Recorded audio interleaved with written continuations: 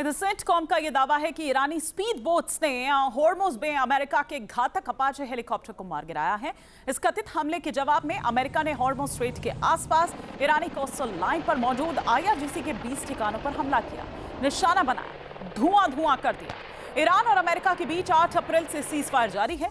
सिर्फ युद्ध विराम के दौरान अमेरिका के कम से कम 8 सर्विलांस ड्रोन बर्बाद हो चुके हैं, जिससे लगभग $150 मिलियन का नुकसान हुआ है, लेकिन अमेरिका की तरफ से कोई कार्रवाई नहीं की गई। लेकिन हॉर्मुज में अपाचे के गिरने के बाद राष्ट्रपति ट्रंप ने बारूदी जवाब दिया है। अमेरिकी मीडिया के मुताबिक स्ट्रेट ऑफ हॉर्मुज में IRGC नेवी की कुछ फास्ट अटैक बोट्स गश्त कर रही थी। तभी अमेरिकी नौसेना ने कथित तौर पर कई अपाचे हेलीकॉप्टर्स का इस्तेमाल कर उन्हें निशाना बनाने की कोशिश की।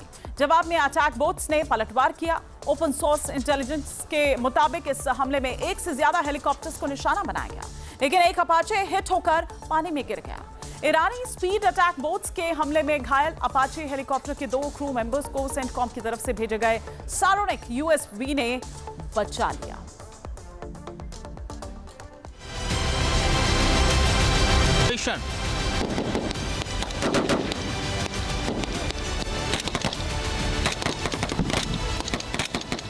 हॉर्मुज स्ट्रेट में टक्कर, आगे है युद्ध भयंकर।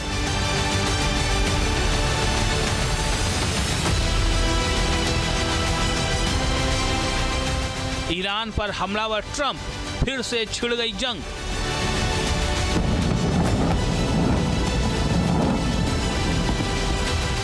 अमेरिका युद्ध शुरू हो गया है। घातक वार पलटवार शुरू है। मिसाइलें दागी जा रही हैं, बमबारी हो रही है।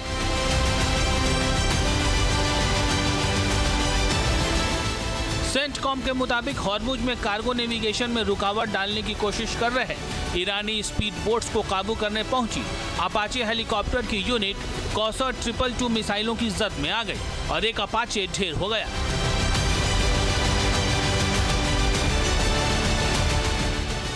इस हमले से गुस्साए राष्ट्रपति ट्रंप ने सेंटकॉम को जवाबी पलटवार का हुक्म दिया और ईरान के 20 ठिकाने धुआं हो गए।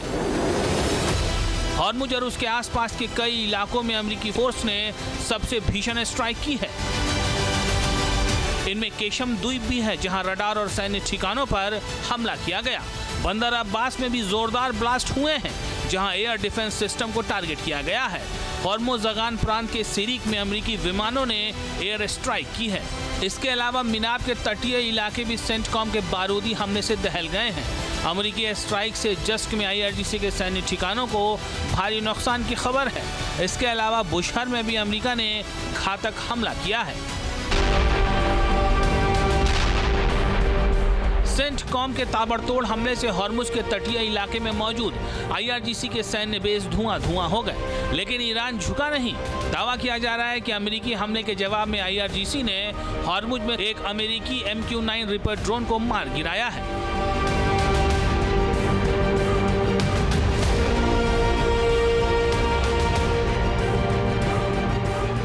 लेकिन सबसे बड़ा सवाल यह है कि 8 अप्रैल से अब तक $150 मिलियन के 8 अमेरिकी ड्रोन सर्विलांस के दौरान ढेर हो चुके हैं, लेकिन अमेरिका ने इस पर कोई जवाब नहीं दिया। फिर ऐसा क्या हुआ कि हॉर्मुज में अपाचे को निशाना बनाए जाने के बाद सेंटकॉम ने सीज फायर का उल्लंघन कर दिया?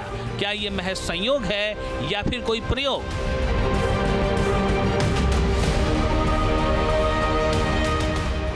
ओपन सोर्स इंटेलिजेंस के मुताबिक ईरान पर हमले का ये पैटर्न इशारा कर रहा है कि सेंटकॉम ग्राउंड इन्वेजन की तैयारी में जुट गया है।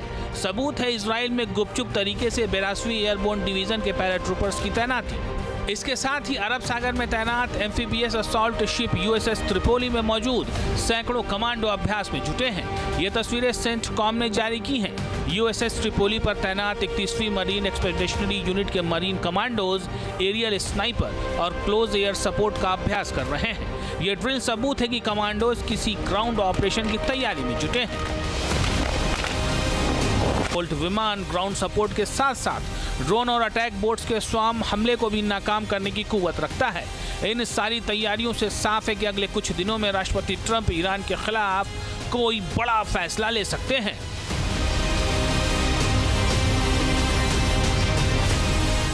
ईरान पर भीषण हमला तय है, इसका सबूत है राष्ट्रपति ट्रंप का ये पोस्ट, जिसमें ईरान को बड़ी कीमत चुकाने की साफ धमकी दी जा रही है। ट्रंप का कहना है कि वो ईरान के पावर प्लांट और पुलों पर नए हमले का आदेश देने के बेहद करीब है।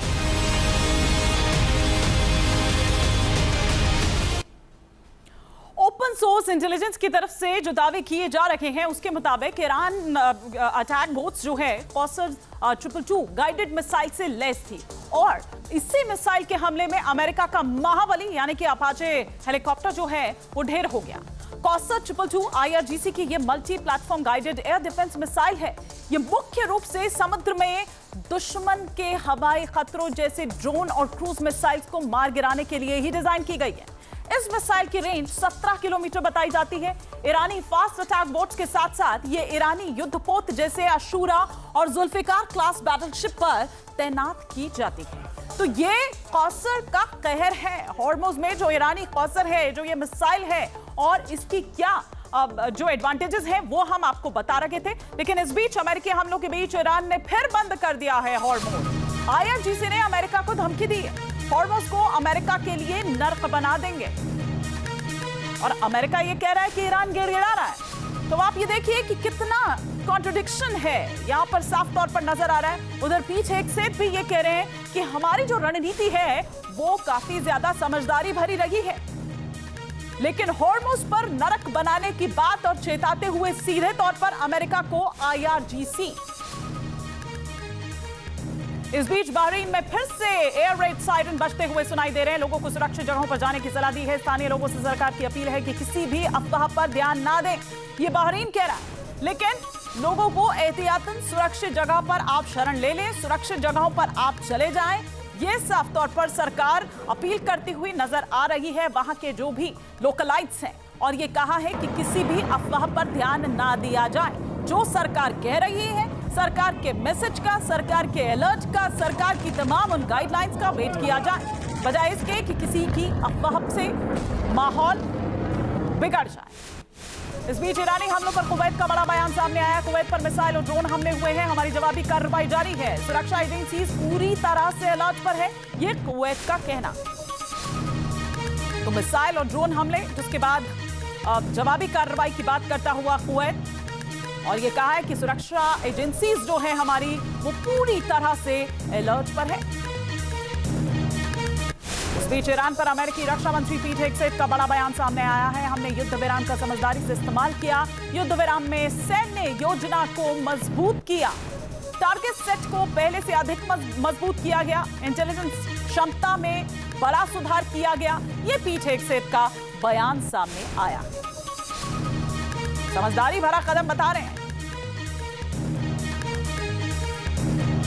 कह रहे हैं कि हमने उस टाइम को, जो ये एक विंडो हमको मिला था, इसको बड़ा ही समझदारी पूर्वक इस्तेमाल किया गया। युद्ध विराम में सैन्य योजना को किस तरह से मजबूत करने का इस वजह से मौका मिला, ये बताते हुए टारगेट सेट को पहले से अधिक मजबूत किया गया है, इंटेलिजेंस क्षमता जो है उसमें बड़ा सुधार किया गया है।